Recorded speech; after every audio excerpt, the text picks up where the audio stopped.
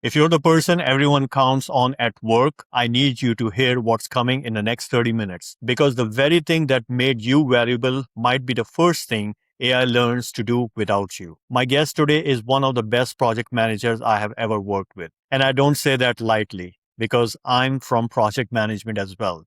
And honestly, he's far better than me. 15 plus years running enterprise programs at Rogers, Hudson Bay, Walmart, the kind of programs where hundreds of stores and millions of dollars are on the line. But here's why I really wanted him on the show.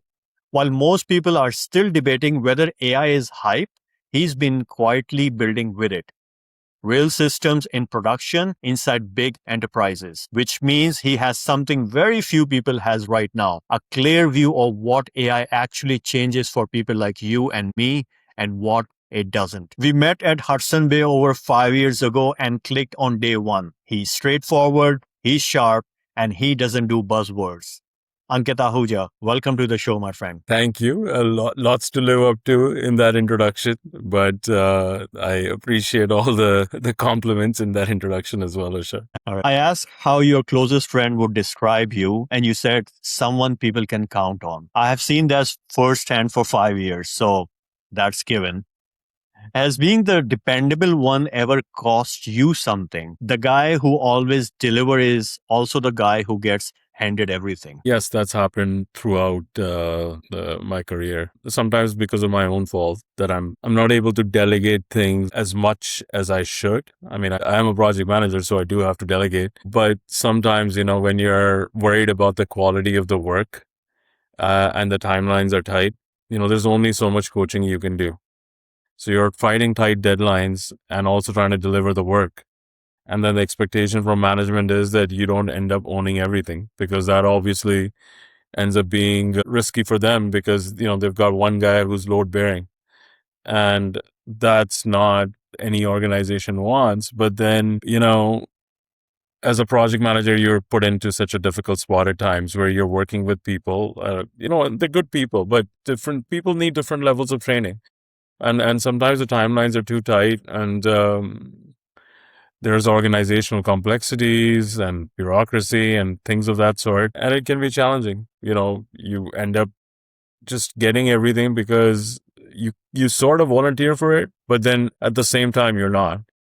So that's the kind of balance that you need to figure out as a PM. And then I'm still something I'm learning to do. That makes sense. You said something in your intake form that stuck with me. That the real thing holding you back in a hard season was, in your own words, inability to change. And here's what I find fascinating. Your entire career is change. You run transformation for living. Why do you think it is much more easier to change an organization than to change ourselves? I think, at the end, work is not something that affects you at that emotional of a level, right? Work is something you do and, you can always be attached a lot to your work, especially if you're doing something for a great cause, social work. But the kind of work that we do, let's be honest, right? Project management or any kind of tech work, it's work at the end of the day, right? I'm not trying to save lives or,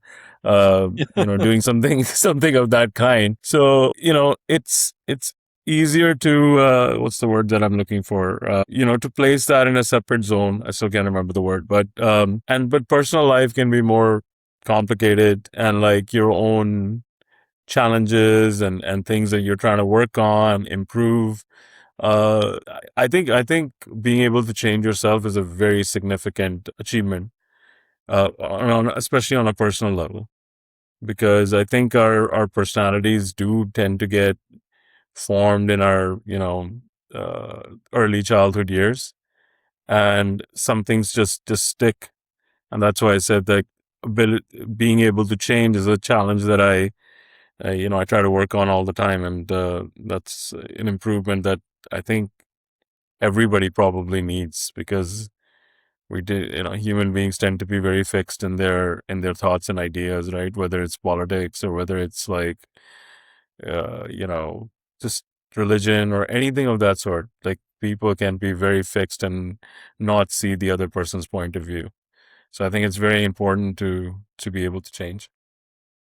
Absolutely, I completely agree with that. It's we are getting paid at work, right, to make changes, but when it comes to ourselves, it's an open territory, and it's Right. hard. Actually, you're absolutely right. It's really hard to change ourselves, but once we change ourselves, everything changes. Then Absolutely. you also told me the first small thing you did differently in that season was simple: working out. Now, it's not a big strategy and not a reinvention. Why do you think physical change unlocks mental change? I hear this from so many people, and but I just want your take. I think particularly lifting weights just releases the right chemicals in our body. And, just like that, sometimes you can have this haze in your brain. Things can be fuzzy and you're not seeing things clearly. But when you lift weights, it's just that I think the act of doing something difficult, it can enable you to do more difficult things in your life. And I'm not, a medical guy at all, so I will not pass any kind of advice of that sort. But I do think that it does like release some good chemicals in your brain.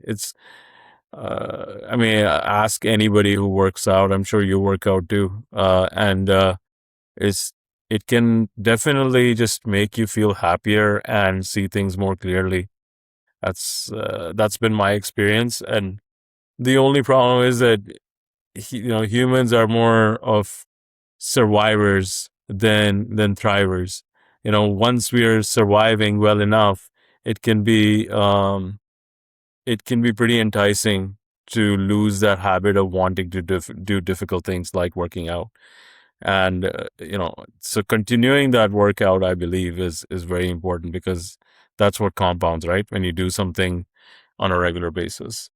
But yes, it has definitely helped me because I think it just makes you see things clearly. Yeah, that makes a lot of sense. You said you're now more okay with things going wrong than you used to be. For a program manager whose whole job is stopping things from going wrong, what changed in how you handle it? That question was answered more at a personal level, but even at work, I think crisis management is part of our jobs as a program manager or project manager.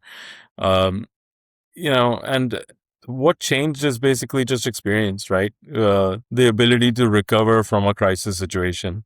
So, 10 years ago, it could have really affected me. And it did, right? Like when things used to go wrong 10 years ago, because I'd already only been a project manager for 4 or 5 years at that time. But now, with more experience and having seen things go wrong, and then recovered from those situations, it gives you that confidence and that belief in yourself that you can actually recover from bad situations. And there are going to be bad situations, especially in program management, because you're trying to basically manage so many unknowns, right? That's where most of the problems exist come up. It's not the knowns. I mean, there can be issues with the knowns as well, but the unknowns more so, right? And you have to be ready for recovering from different types of crisis. So yeah, to answer your question, it's I think more to do with experience and having seen all kinds of issues and disasters. And if any program manager or project manager tells you that they have not seen any, right, and that's how that's the LinkedIn world, right? Very performative, where they have not seen any problems and everything's just going 100% right all the time. I wish I had that kind of a job, though. We all wish we do have something like that. But you're right. I really like that terminology you use, the LinkedIn terminology, because on LinkedIn we all are superstars. Yeah, it's like you open that thing and the first thing you see is everybody's a CEO. The language that they speak, the buzzwords that they have. But it's you got to be sympathetic to that too. It's a tight market out there, right? And people are trying to market themselves, and that's what sells. But I just think that there's so much of it that you just seem commonplace. So even with your executive level post, uh, everybody else is doing it. So it just seems commonplace. So my thinking is that if people are now posting things on LinkedIn, they should use their own voice. They should their own language. Rely less on Chat GPT because everybody is using that, and everything has started to look so similar. I even wrote a post about this, and I was thinking maybe this is going to be controversial because obviously so many people are doing it. They might not like it, but then sometimes you just gotta express your opinion. No, absolutely. I've read that LinkedIn post, and that was really genuine, like straight from the heart. You were just asking people stop using ChatGPT for everything. Like as you mentioned that on LinkedIn, every other post looks like they are exactly same.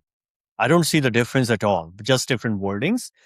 But the concept is so close to each other. It seemed like as if one person or one AI model Yeah, has came into being. and it's very simplistic too. So, like I was recently reading a post about somebody saying, you remember Blockbuster, the video store, the Yeah, movie store? yeah. Yeah.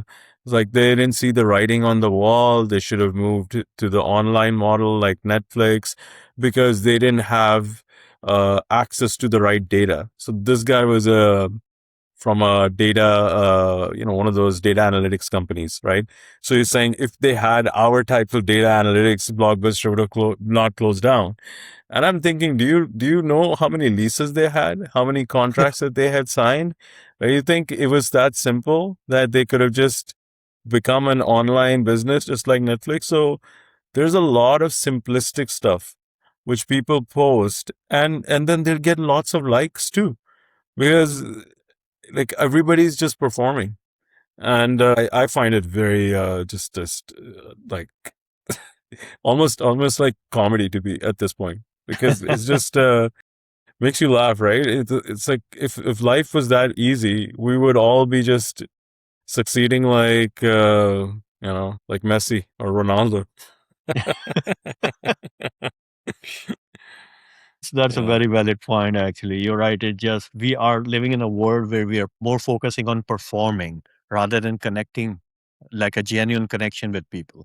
And that's, we are, because we're going after likes, we're going after how many people are going to view our videos. And there's a difference between knowledge and wisdom. Knowledge could be right or wrong because it can come from different sources, but wisdom comes with life experiences. And you're right, yeah, everything seems AI-ish on LinkedIn nowadays. yeah. So But I always try to see the other side of things too, right? People are trying to fight in a competitive market. They're trying to get jobs or leads, or small businesses are trying to win other contracts, other businesses. So you have to see things from the other side too. So AI is an easy way. It's like, oh, just give me a post of 500 words and hit these points, and it's there. It's done for you. So I can see the appeal for sure. makes a lot of sense. You build a rack system in production. For everyone listening who just heard three letters and notice it and nothing else, explain what it does. Like I'm a smart 15 years old, and tell me what problem it actually solved. So RAG is think of it as a second brain. So let's say, Usher, you've got your podcasting business, then you've got your project management documentation, and let's say if you wanted to keep track of all your bills, and let's say the learnings that you do, courses that you've taken, and now like having all of this information, let's say in your personal search engine, which is what a RAG is, and I'll give you the acronym as well, what it stands for. It's obviously extremely beneficial. So even at an organizational level, let's say an organization has, a SharePoint repository. Most organizations do, and it's got like thousands and thousands of documents. Sometimes you just want to know the answer to a question that may rest in a specific document. Like, for example, what were the new issues that surfaced over the last week? So you're trying to get an analysis done on the latest issues that have come up in your project or in an organization, And if a RAG engine is sitting on top of that SharePoint repository, you don't have to find that specific document. You can just ask it questions, just like you use ChatGPT, which is a RAG over the entire world, basically, the universe. That's and RAG stands for Retrieval Augmented Generation, which is just a fancy way of saying that it's not just retrieving things, it's augmenting the retrieval. And that's why it's called Retrieval Augmented Generation. And so it's an intelligent search engine that you could just talk to, and it can be layered on top of organizational information and documentation. Or if somebody wanted to just create it for their personal life. So, for example, if there was a RAG on top of this podcast, someone could ask the podcast, where did Ankit or where did Usher talk about a RAG, for instance? And it'll give that timestamp, and it'll give an answer that's that's targeted to that question. So again, just the amount of time it saves is just it's just amazing. Like, for example, creating a business requirements document from a RAG, it's all possible today. So you can create project plans. Now I'm talking about stuff that's going to actually put our jobs at danger. Creating something that can destroy ourselves. That's the obviously the catch-22 situation with AI, that it's just getting better and better. It's improving every day by leaps and bounds. Like, for example, Claude is now having their AI develop their new models. This is what I've read. I don't know anybody specifically at Claude, but this is what it says in the news, that they can actually get their agents to create their next model. So I'm sure they don't need as many developers that they used to need when they first started. People are it's right to be afraid. I would just say that of jobs disappearing. It's and one thing that they this that I keep hearing is that, oh, people will just find better jobs. I'm like, so what do you think? The guy who's a developer is suddenly going to go into robotics, or even, well, robotics is also sort of AI adjacent, but people are not just going to become scientists, and start working on like solving cancer or problems like that. Maybe it will happen at some point where it's like humanity reaches the next level of like it just evolves into a smarter species where everybody's just doing like jobs that are extremely smart. But it's gonna take time, and that transition period is gonna be just full of agony. So it's got a lot. I was answering about RAG, but then I went into this whole AI thing because I'm It's okay. It's okay. It's yeah. going to transition us into the next question, anyway. Straight shooter question, because you are one. What's the most overhyped thing in AI right now, and what's the most underrated? I think the most overhyped thing is like being able to create movies with AI. I think people are not going to accept that. It's just our like movies are make believe anyway, right? So why would there be resistance to accepting AI when the stories are make believe anyway and the actors are acting? Because I think somewhere you still get that human connection with actors. And right now, there's obviously technological limitations too. So if you watch an AI video, like the eyes of the actors that AI creates are like extremely lifeless. So it seems like you can just tell it's AI. But I think even if it gets really good, I think that con is not going to be accepted. Because it seems like you're being conned, right? You're not even getting real actors, and so I don't think it will go to that level where AI just creates movies, and Hollywood and other movie industries are out of jobs. But it's definitely intrusive for them as well, in terms of like for script writers, AI can definitely write a few scenes here and there.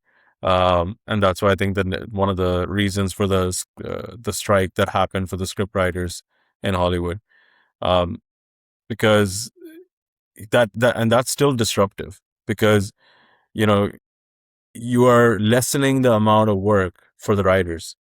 Now, if you're saying an AI can write the individual scenes, right, it's probably helping the script writers too, because they can probably take on more work and write more of these Netflix shows and, all these the streaming services that exist.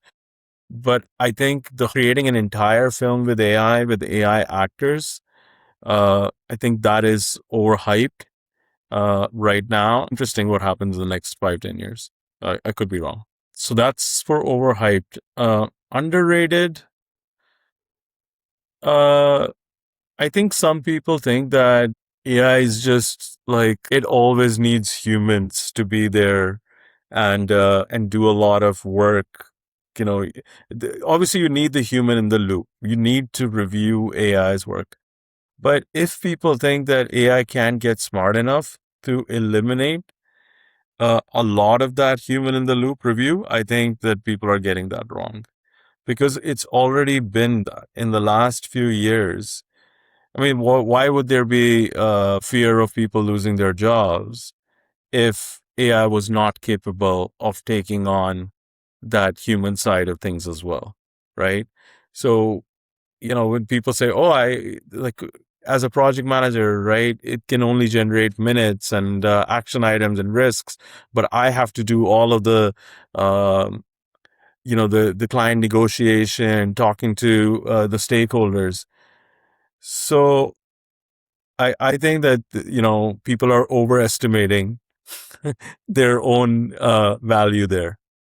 It can certainly talk to stakeholders. It can certainly go to that level where it can become extremely smart and start being diplomatic as well, and handling difficult conversations with customers. There might be um, resistance to that initially, but eventually companies are going to say, this is saving us millions of dollars, right? So we're going to have AI agents talk to people. We're going to have AI agents also do the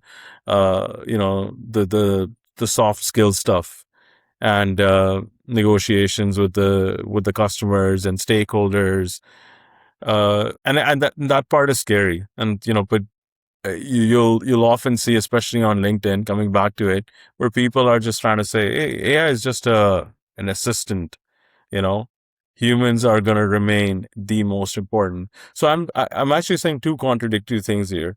On the movie side, I said that AI cannot fully take over, but I feel like when it comes to knowledge work, it can do a lot of things that people are not currently either understanding or do not want to understand. I believe that whenever a new revolution comes in, right, there's always hesitant. So, for example, talking about seat belts in the cars. In the 70s, people were resisting. They were like, we're not going to wear the seat belts because it was something new, right? Then you're talking about the movies, then we have cartoons. Maybe they can start doing cartoons, but that human touch, yeah, I agree with you on the movie side.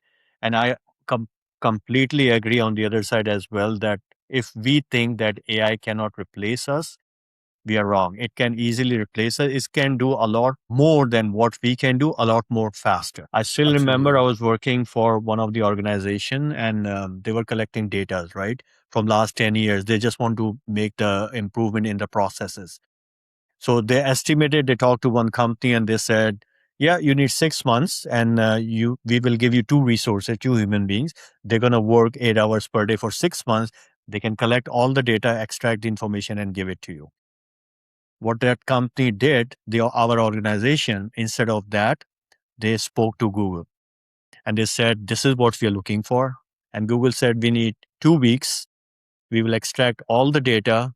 We will compile it much more better than what you are anticipating.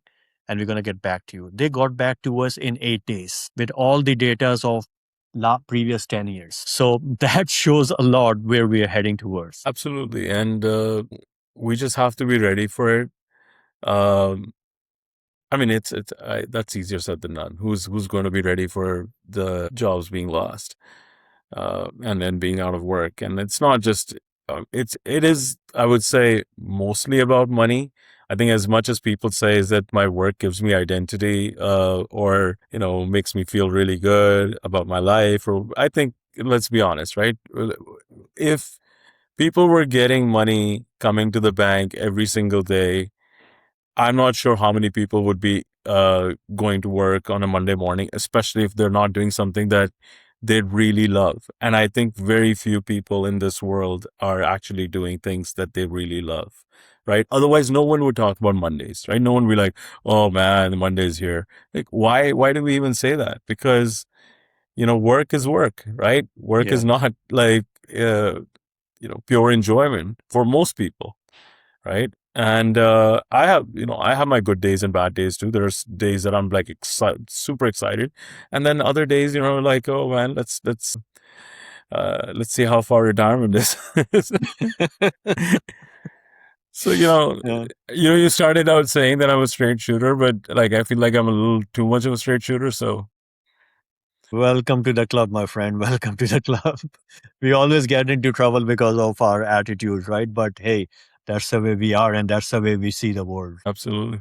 So I use AI extensively, but I know like every prompt that I do, and if I'm able to do something that has not been done before. For example, AI just learned from it and can now do it better in the future for other people going forward. It can just build on the knowledge that we're providing it.